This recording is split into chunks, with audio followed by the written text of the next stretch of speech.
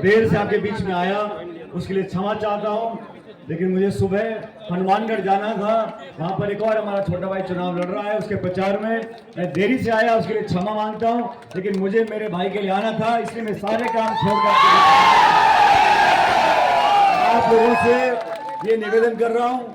25 तारीख को वोट पड़ेगा राजस्थान में। आपको निर्णय करना है आने वाले 5 साल तक इस प्रदेश की क्या दिशा रहेगी, क्या दशा रहेगी। 5 साल का भविष्य आपके बटन दबाने से उसका निर्णय होगा। मुख्य मुकाबला हमेशा दोनों पार्टी के बीच में होता है, बीजेपी और कांग्रेस। दोनों पार्टियों के बारे में आप अच्छी तरह जानते हो। आपको सोचना पड़ेगा, तोलना पड़ेगा, कौन सी पार्टी, कौन से नेता, कौन सी नीति, कौन सा नेतृत्व और किसकी नीयत बेहतर है। बीजेपी की सरकार को 10 साल हो गए दिल्ली में। 10 साल पहले उन्होंने कहा था किसान की आमदनी दुगनी कर देंगे। मैं पूछना चाहता हूं बैठे मेरे किसान भाइयों से, आप में से किसी की आमदनी दुगनी हो गई क्या? क्या बोले, हो गई? ये कहा था हर साल 2 करोड़ लोगों को रोजगार देंगे। किसी नौजवान को मिला रोजगार यहाँ पे भारत सरकार का? पूरी दुनिया में जो काला धन है उसको लाकर लोगों के खाते में डालने के 15-15 लाख रुपए मिल गए। 15-15 लाख रुपए किसी को? 10 सालों में जो काम इस सरकार ने किया, 3 काले कानून बनाए किसानों के खिलाफ। 1.5 साल तक किसान दिल्ली में, राजधानी में धरने पर बैठे रहे। ठंड में, गर्मी में, भूखे प्यासे सैकड़ों किसानों की मौत हो गई। तब जाके उनको गलती का एहसास हुआ और वो 3 काले कानून वापस लिए। सरकार ने जो नीतियां बनाई हैं, भारत के लोगों की जो संपत्ति है उसको औने पौने दाम में बेचना चाहते हैं। देश के हवाई अड्डे, रेलवे लाइन, खान के गोदामे, बिजली घर सब बेच के चंद लोगों को देना चाहते हैं।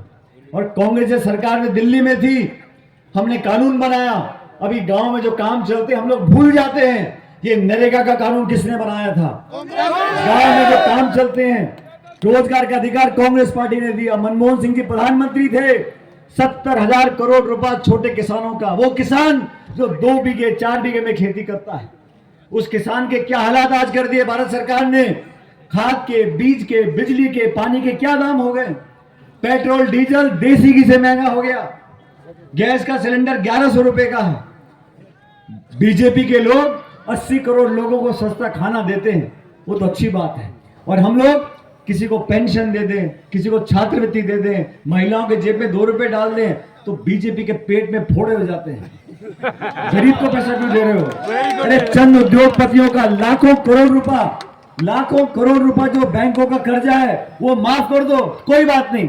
और किसी बापड़े गरीब आदमी को 1000 रुपए दे दो तो उनके हाल खराब हो जाते हैं, आग लग जाती है। कहते हैं किसान का कर्जा माफ करोगे तो किसान बिगड़ जाएगा, किसान की आदत खराब हो जाएगी, बैंक का दिवालिया निकल जाएगा, अर्थव्यवस्था चरमरा जाएगी।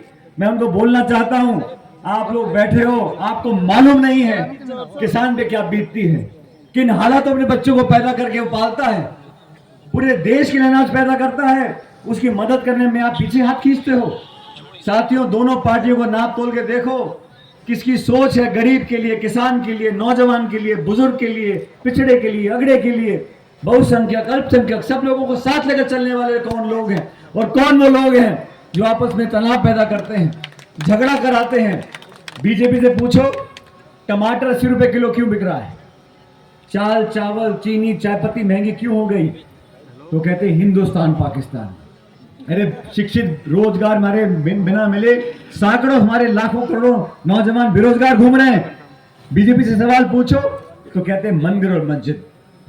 अरे आपने वादे किए थे, पूरे क्यों नहीं कर रहे? कहते मंदिर और मस्जिद, हिंदू मुसलमान, हिंदुस्तान पाकिस्तान, ले दे के इनकी सुई वहीं अटकी हुई है, इन्हें कोई मतलब नहीं है।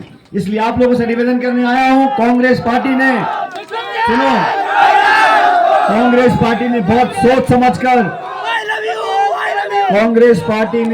सोच समझकर इस नौजवान को टिकट दिया है और आपके भरोसे पर दिया है।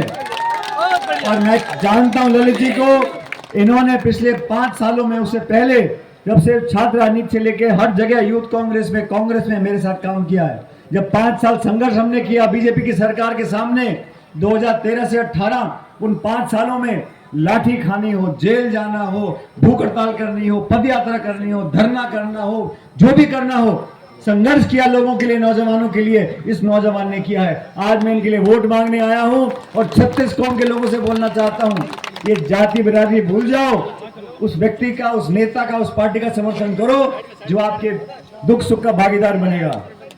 युवाओं के लिए जब मैंने युवाओं के लिए आवाज उठाई है, किसानों के लिए आवाज उठाई है, ललित यादव ने उस आवाज का समर्थन किया है। और आज आप सब लोगों को अपने इस बेटे भतीजे को आशीर्वाद देना है। साथियों, सिर्फ 2 दिन का प्रचार बचा है। 25 तारीख को वोट पड़ेंगे और 25 तारीख को जब मतदान होगा, जितने लोग यहाँ बैठे हैं और जो यहाँ नहीं आए, आप सबसे निवेदन करना चाहता हूँ, हाथ का बटन दबाना है। हाथ का बटन दबाने से, सुन लो मेरी बात ध्यान से, 25 तारीख को, सुन भाई, मैं भी चुनाव लड़ रहा हूँ, 25 तारीख को वोट पड़ेंगे, मैं टोंक में होऊंगा, उस दिन मतदान होगा, लेकिन ललित जी के लिए बटन दबाना है। बटन दबाते मशीन में आवाज आती है, मशीन की क्या आवाज आती है? वो बटन मशीन का इतने कैड़ा करके दबाना कि 25 तारीख को वो टी की आवाज मेरे टोंक में सुनाई पड़ जाएगी। और पूरे देश में माहौल बदल रहा है। ये भाजपा वाले डबल इंजन करते रहते हैं। इनका एक इंजन फेल कर दे हिमाचल प्रदेश में, दूसरा इंजन फेल हो गया कर्नाटक में, आप यहाँ टीके लगा दो हाथ के निशान में, अगले साल जो बड़ा चुनाव है दिल्ली का इंजन फेल कर देंगे लोगों का। मुझे और सभा में जाना है साथियों, लेकिन मैं विशेष रूप से, ललित जी ने मुझे कहा था, सुनो, ललित जी ने मुझे कहा मेरी सभा करनी है। मैंने कहा भाजपा का वो नेता आ रहा है, भाजपा का ये नेता आ रहा है, ये हो रहा है। मैंने कहा ललित भाई तू चिंता मत कर, तू टेंशन मत ले, चुनाव करीब आने दे, हम भी मीटिंग करके जाएंगे। इन्होंने कहा साहब वो फला मंत्री, फला मुख्यमंत्री, फला नेता भाजपा का आ रहा है। मैंने कहा किसी मर्जी को आने दे,